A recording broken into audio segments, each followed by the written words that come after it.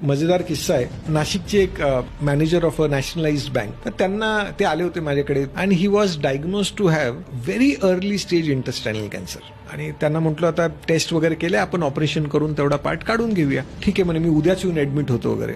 Operate केल्यानंतर 4 दिवसानंतर घरी गेले आणि फायनल रिपोर्ट पण आला की त्यांना T2N0 या स्टेजचा कॅन्सर होता. म्हणजे अगदी अर्ली स्टेजचा. त्यांना किमोथेरपीची गरज नाही, रेडिएशनची गरज नाही. त्यांना म्हटलं फक्त रेग्युलर फॉलोअपला या.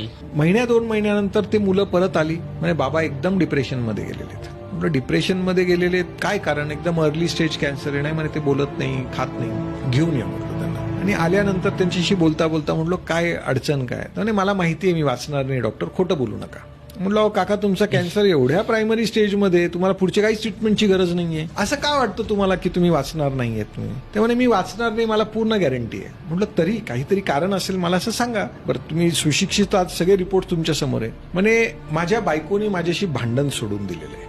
म्हटलं बायकोनी तुमच्याशी भांडणं सोडलंय याचा तुमच्या बरं न होण्याशी काय संबंध आहे? तर म्हणे ती इतकी चांगली वागायला लागली माझ्याशी अशी की मागच्या 30 वर्ष झाली आमच्या लग्नाला, आमचा एकही दिवस असा नव्हता ज्या दिवशी आमची भांडणं झालेली नाहीये. पण आता आमचे ह्या महिन्याभरामध्ये पूर्ण भांडणं बंद झाले. यात मला असं वाटतंय की कदाचित मी वाचणार नाहीये म्हणून तिचा माझ्याबद्दलचा स्वभाव बदललाय. मी शांतपणे थोड्या वेळ हसलो आणि मग नंतर प्रिस्क्रिप्शन देताना त्या काकूंकडे बघितलं. म्हणलं काकू या गोळ्या द्या आणि रोज तुमच्या भांडणाचा डोस चालू ठेवा, ते कदाचित लवकर बरे होते. So probably I think the fact is आपण पेशंटला वेगळं का वागवतो?